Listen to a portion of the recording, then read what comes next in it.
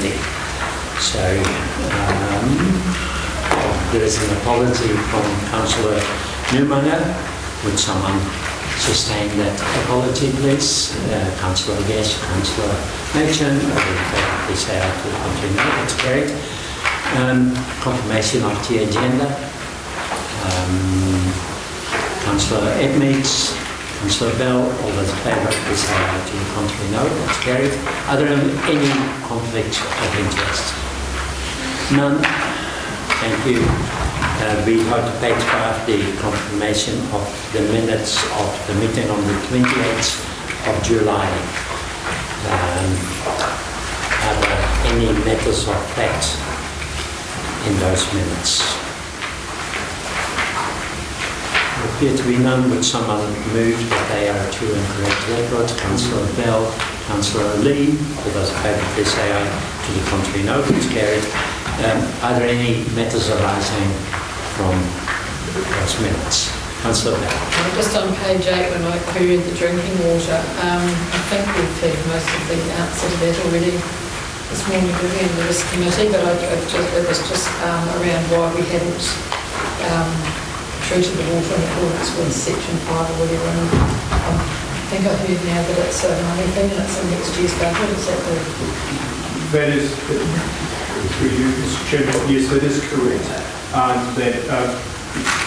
We looked at it at a risk perspective, and now being that it's necessary to re-look at that, and we will do that as an option to report to council, and it is likely that staff will recommend that we do some more work in the area. And we can assure people that there's no,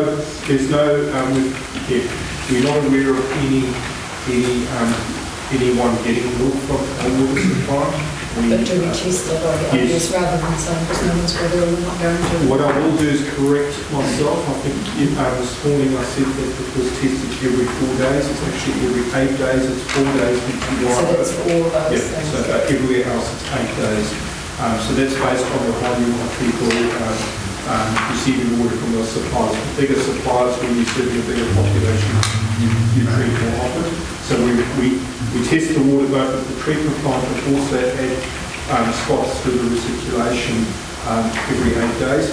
And the reason it's an 8-day cycle is it means that you then on different days of the week, because they don't want anything that is that it can be distorted by time of the week. So we need to make sure at the end of the year we've got full coverage for each day of the week. And with that chlorine, people are asking, I can't taste any chlorine or smell it, often usually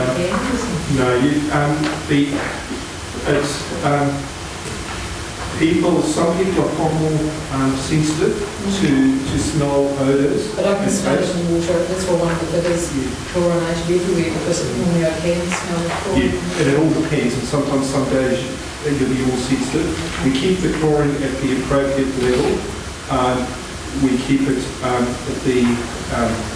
the average range or slightly below the average range. So there is a range in which we need to target.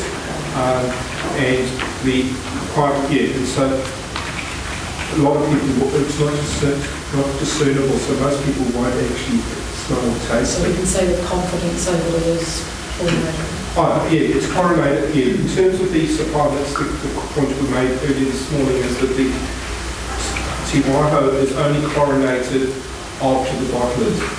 Glenshee is chlorinated from Glenshee itself, and people in Otaru are getting a mixture of both supplies, so they will be getting chlorinated supply. So the Te Waiho, as it moves into Otaru itself, is now chlorinated. Thank you, Councillor Anderson. Are there any more matters arising? If not, we go to the next item, item 5 on page 16, and that's Mr. Smith.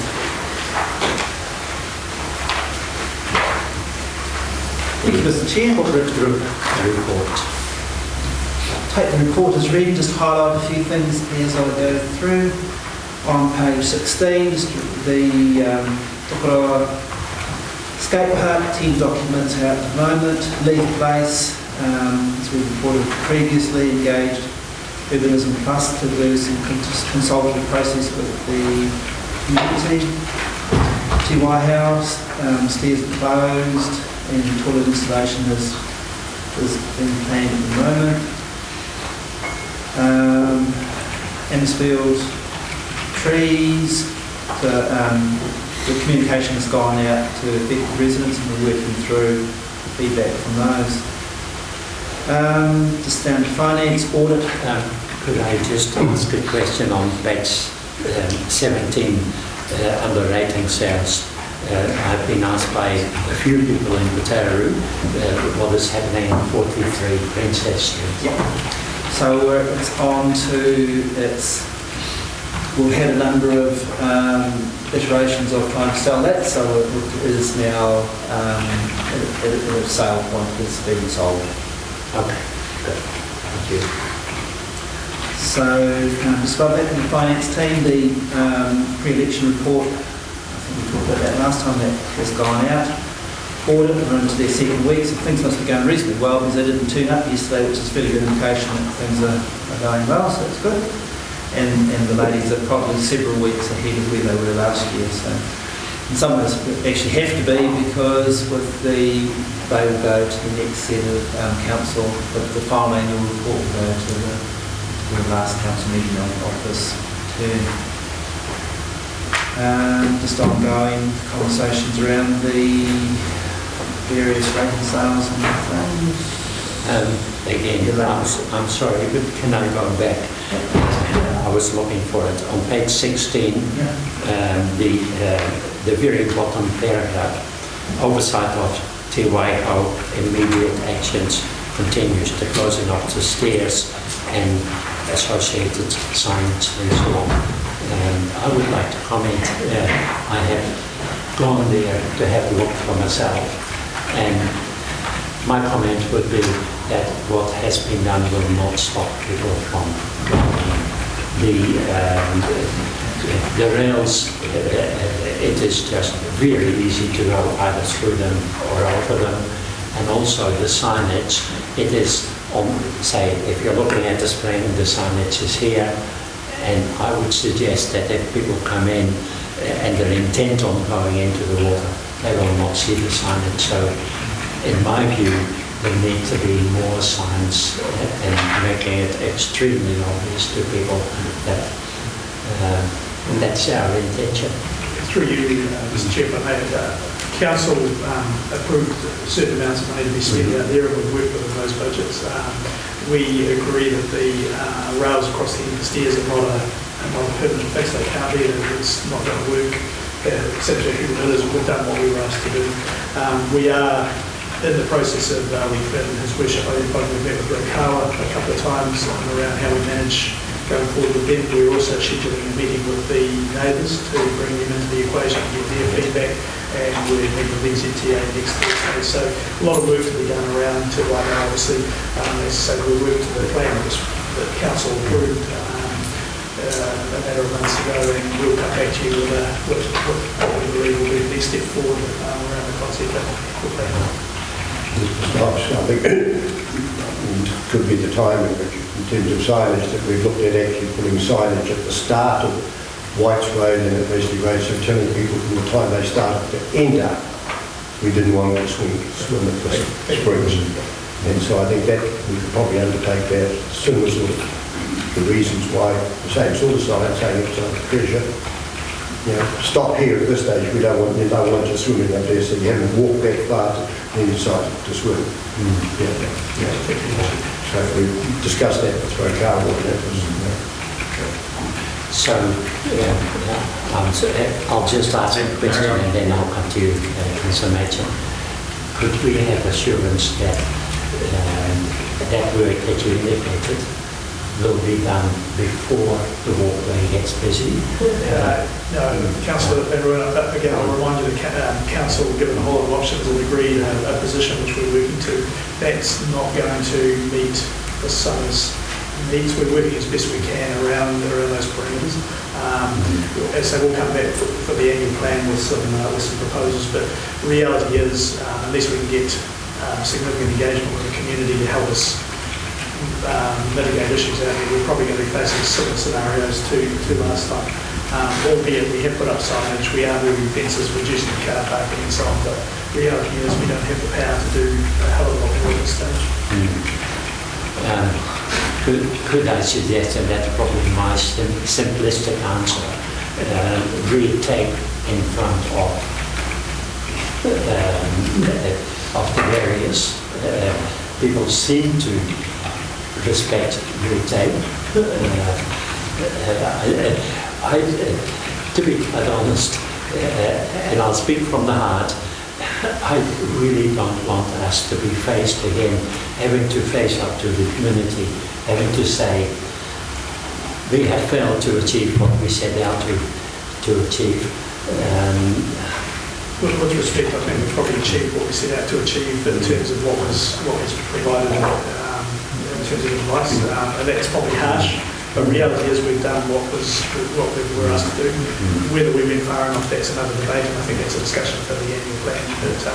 But I hear what you're saying, I understand what you're saying. It's working within the resources that we have, it's a difficult one.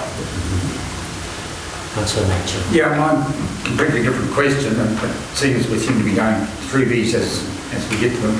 Just above that oversight on Tiwai, is the Link-based working group that decided to engage Urbanism Plus to assist with a consultative engagement process.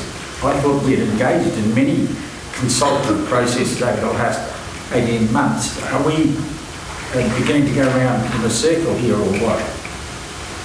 No, through you, Chair, so we had a conversation, so the process started, we had some pricing from our consultants around the next step, so we took time to reflect and say, well, is that value for money? And from a working group perspective, have we achieved or are we comfortable with the concept plan that was in front of us at that time?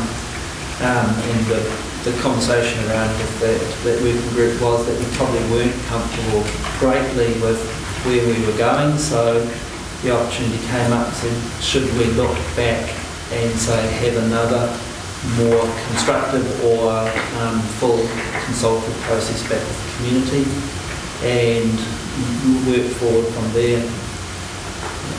So you just talking with some consultants about whether we should go back and have a full consultative process, is that what you're saying?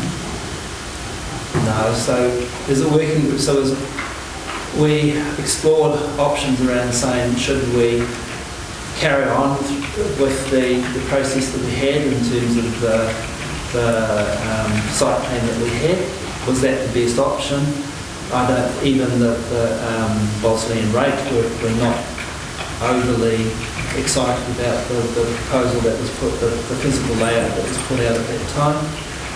Was it time to, whether the community well engaged or were they well engaged with that particular outcome or that particular plan? We made the assessment, or the working group made the assessment that probably wasn't the case. So we said, well, should we go back and have a more consultative approach in a space of 2.5 months? We could go through and re-engage the community in a much more structured sense and get a much better buy-in for a plan, for a concept, and then have a much more defined brief that we could provide the various consultants, whether they were urban design or traffic or architectural, to have a very, very clear design of what we're asking for. Can I add to that through you? Just a comment was it was a unanimous decision around the table at the meeting that we do go back because nobody really was comfortable with what had gone out. Mr. Marshall had come into the group and he had had dealings and worked with a gentleman called Copus who was an urban planner, I think was his role, and he had had great success the times that Mr Marshall had worked with him in engaging and getting the buy-in from the community. And because there was no real love for what we had in front of us, then we were prepared to actually go back out and go back to the community. We'd already been slapped on the hand for not involving the community. We'd made some changes to that original design, taking out, the cutting off of Rosebery Street. So we want to actually engage the community as well now. So it's a backward step, but it's not that far backwards. We're still using the information that we've got, and we've got meetings now in place with different community groups. Okay, I'll accept that as I have to. Just it was a bit of a worry to me that we do seem to have gone back to the start. Whatever happens with this project, of course, you're not going to make everybody happy. That's going to be a fact. And at some stage, whoever's on that working group will come back to council and say, this is our proposal and we'll get to vote on it then, I guess. Just that it is a bit like pulling teeth, and there are a lot of people out there asking, well, where are we at? We've been on it for a couple of years now. No, we haven't been on it for a couple of years. This time, 3 years ago, I was saying that I wanted to see the Leaf Place development started and finished in this term. That we have been waiting a while. But we've only really got one chance to do it, and it needs to be done properly. And part of the other discussion when we did talk about it was that yes, we're going to do Leaf Place, but there were so many other factors involved in Leaf Place. Did we really know what those other factors were that were going to be contributing to it? And that's whether we had the higher level goal of what we wanted and how all of that. So there was lots of discussion, and the decision wasn't made easily, but it was made. Thank you.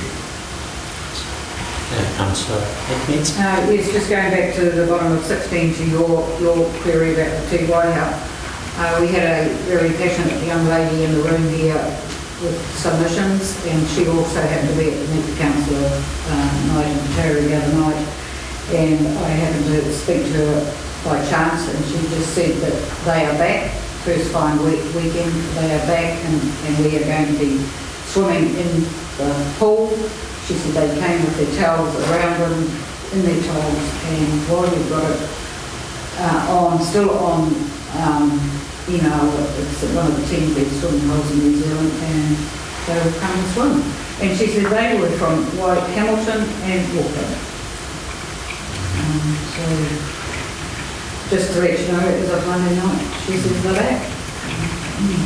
Wanting to swim in the pool. Thank you. Right. No further questions. So, on to page 18. Similar list into the information services. Health and safety, you met Bronwyn Pearce this morning. Bronwyn's I think going to make a real big difference in the organisation. She's got a really good way about it. I think it's going to be a real asset to the organisation. Just in terms of going on to page 19, there's a whole range of business improvements projects we're working on at the moment. On to page 20. Yes, it's probably easier to just ask to take questions, to be honest. Yeah, I'll just, through you, Mr. Chairman, just regarding the rates collection on page 20, being the arrears against the current year levy, there's a arrears this year of 10.6%, but there's no penalties charged. Why do we not see what there must be penalties? It's advertised that if you're a day late, penalties will be accrued. Just at the end of there's no current, at that point the penalties wouldn't have been put on. So there's, Is your question being answered? not really, because the penalty balance for the prior year is still zero, so there must be a penalty somewhere. So penalties are in the previous year's arrears balance, that 1.449 mil. So it's carried into that figure. Yeah, so all the arrears from the previous year, so that is filling out that 1.5 million. It's the total balance of money. The rest of it is the current penalties and arrears. So you'll see the next time round, once it should be still will be on. Thank you.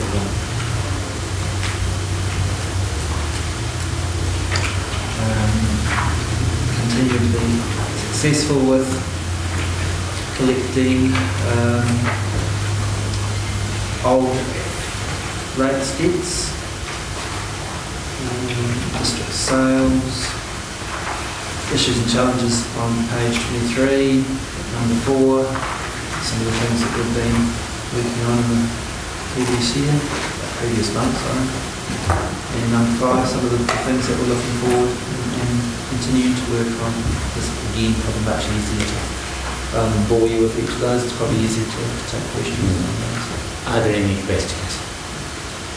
I'll jump in before Bill does, so I'm sure he will bring it up otherwise. The vehicle compound, we see that's been completed, but still doesn't seem to be a lot of vehicles left in there overnight. Yes, is that just a policy thing, or is that? No. So what's happening is we've been waiting for the technology. They could be here tomorrow and should be here tomorrow. So that's advanced security. They've put a solution in. It's around, we need to change the back doors as well, because one of the back door towards the road is a key lock, so we have to change the Midas in it, so we're going to locksmith in to do that work, and then the gate and the big gate and the door will have our security access put in place. Cool. Sorry, just through you, just explain a lot of that too, in terms of the technology with the GPS routes and so that also links back into our booking system. So until we get that in place, we can't, well, it's really been status quo. So that will manage the fleet. That means that we can't leave them in here and sitting in here until someone books it and takes it away. Time frame for all that to be complete? So the GPS are installed, and the first round of that management reports effectively is available. We've got a session next Tuesday to do a wider training for all staff on how to actually use the booking system. I think it's Tuesday, I'll be wrong, but sometime next week. So that'll be, so within a week or so's time, there will be cars in the compound and the booking system should be operational. Councillor Metz. Yes, just to mention there, under forfeiture moving forward, we've had a couple of very good meetings, and council staff have been there and different staff members come, and as of the other day, the committee is going to be presenting an update, call it an update at the Otago Business Awards. So we will have a captive audience as to what is happening in Otago moving forward. So through the practice at the moment, there's a community survey around what they think of the elements of the concept plan, Toss was right. And then some generic questions about what they do and don't like about Katalu, so we'd actually start looking at it from a branding perspective or an improvement process. So we'll look forward to getting those results and feeding that back at the Business Award, which is the 15th of October. Thank you. Anything further? That's your presentation. Thank you. I'll put the recommendation on page 23. That's the report we received is to move Councillor Edmonds, Councillor Yes. All in favor, please say aye. To the contrary, no, that's carried. Page 24, 5.2 capital carryovers. Thank you, Mr. Chair. Take the report as read. As per always, every time this year we carry forward the projects that hadn't been completed, so we put them into two categories. One where projects have started and have been approved and have not been completed or completely spent, so that's the first part of page 25. And then there's a list of projects that have not been started or approved, so that's the two categories. That point really is that those $5 million projects are into year, so we haven't, so they just carry on anyway, so we haven't formally noted those out. Just as a small point, you'll see at the bottom of page 25, there's a note around the CCTV cameras in tokoroa. There was 10,000, or a little bit under 10,000 that had been given by the business community, that had been collected through Sept Community Council. That had not been included formally as part of the CapEx, so that was money available. So just to formalise the process to say the CapEx is that 10 grand higher. That's what that narration's about. Yeah, so page 25, excuse the somewhat small print. Yeah, so that first block, that to the 1.2